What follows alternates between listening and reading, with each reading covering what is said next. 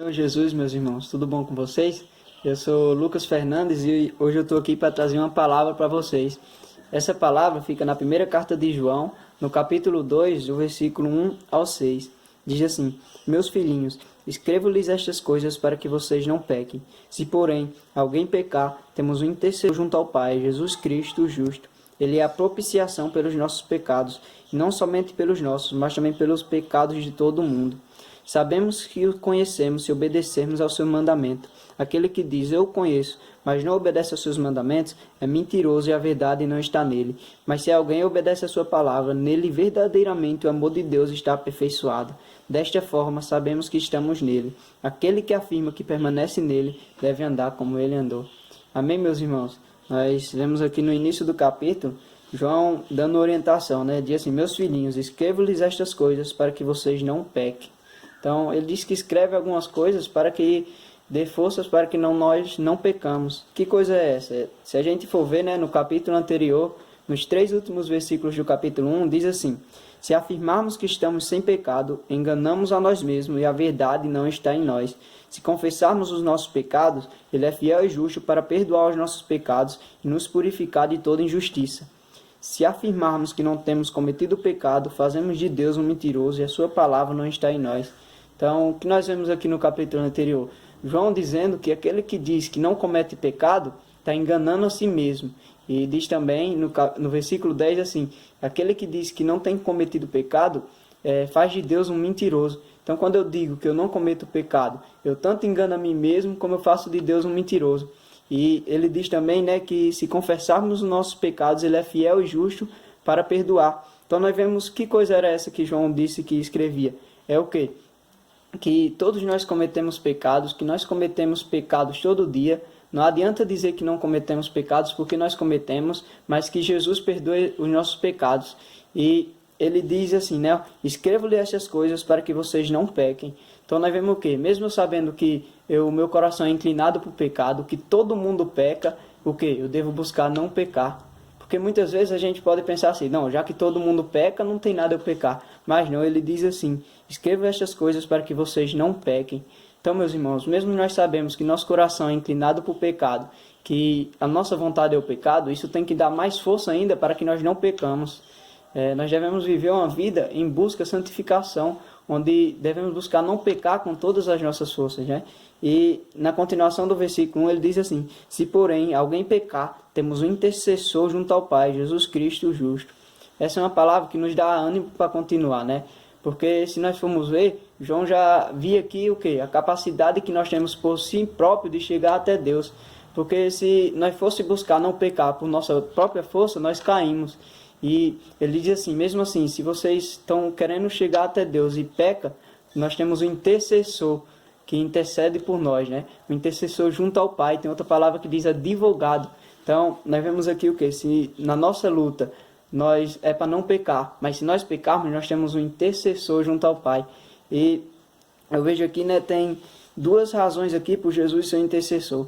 Diz assim, temos um intercessor junto ao Pai. Então, Jesus é nosso intercessor, por quê? Porque ele está junto ao Pai. Jesus não está morto. Jesus ressuscitou e está junto ao Pai. Essa é uma razão dele ser nosso intercessor. Porque ele está com Deus, à direita de Deus. Ele ressuscitou. Então, é uma razão dele ser nosso intercessor. E diz também, ó, temos um intercessor junto ao Pai, Jesus Cristo, o justo.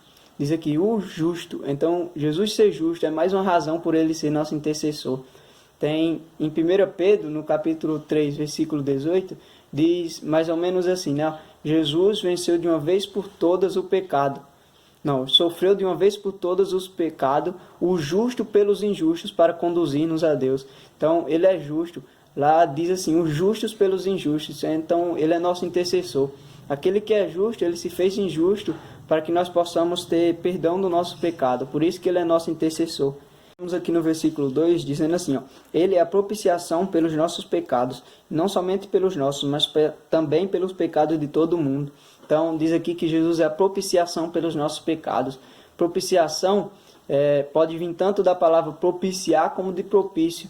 E quer dizer favorável, né? Que fazer tornar favorável. Então, Jesus ele nos faz tornar favorável a Deus, porque nós era desfavoráveis a Deus, nós não agradava a Deus por causa dos nossos pecados, mas Jesus fez propiciação, ele nos torna agradável, nos torna favorável a Deus.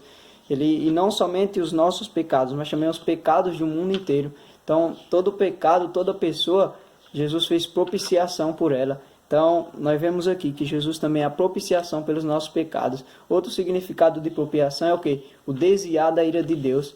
Então, Jesus, ele desviou a ira de Deus que estava sobre nós por causa do nosso pecado e levou sobre ele no madeiro. Então, nós vemos aqui, né, que Jesus é tanto nosso intercessor e que ele fez propiciação por nossos, para que nós possamos vencer o pecado, para que nós possamos ter forças para vencer o pecado. E no versículo 3, né, ele diz assim, ó, sabemos que o conhecemos se obedecermos aos seus mandamentos. Então, esse Jesus, que é intercessor por nós, que morreu na cruz, que é a propiciação pelos nossos pecados, se eu digo que conheço esse Jesus, eu obedeço aos seus mandamentos. Se eu digo que Jesus perdoa os meus pecados, que eu creio nele, eu tenho que obedecer aos seus mandamentos. A palavra é obediência. Porque se eu creio verdadeiramente que Jesus perdoou o meu pecado, eu tenho que obedecer a ele. Se eu creio que Jesus me salvou, eu obedeço a ele. E no versículo 4 diz assim, aquele que diz, eu o conheço, mas não obedece aos seus mandamentos, é mentiroso e a verdade não está nele. Olha, meus irmãos, se eu digo que eu conheço Jesus e eu não obedeço, diz que eu sou mentiroso e a verdade não está em mim. Se eu digo que eu conheço Jesus e não obedeço, eu conheço qualquer Jesus que for, mas eu não conheço o Jesus da Bíblia, se eu não obedeço aos seus mandamentos. Então, aquele que diz que conhece Jesus deve obedecer aos seus mandamentos. Aquele em que Jesus perdoa os pecados deve obedecer aos seus mandamentos. No 5 diz assim, mas se alguém obedece a sua palavra, nele verdadeiramente o amor de Deus está aperfeiçoado. Então nós vemos o que? Se eu obedeço os mandamentos de Deus, o amor de Deus está aperfeiçoado em nós. Quando o amor de Deus, cada vez mais ele se aperfeiçoa em nós, eu vou obedecendo cada vez mais a palavra dele. E no versículo 6 diz assim, aquele que afirma que permanece nele deve andar como ele andou. Então, meu irmão, se eu digo que eu permaneço em Jesus, que eu digo que eu creio, que eu conheço Jesus, eu devo andar como ele andou, em obediência, agradando a Deus, querendo fazer a vontade de Deus. Então, meus irmãos, nós vemos aqui que nós temos um intercessor que fez propiciação por nós, que nós possamos vencer o pecado, ter perdão dos nossos pecados. Mas se eu digo que eu conheço esse que é o intercessor, que é o Salvador, eu tenho que obedecer a ele.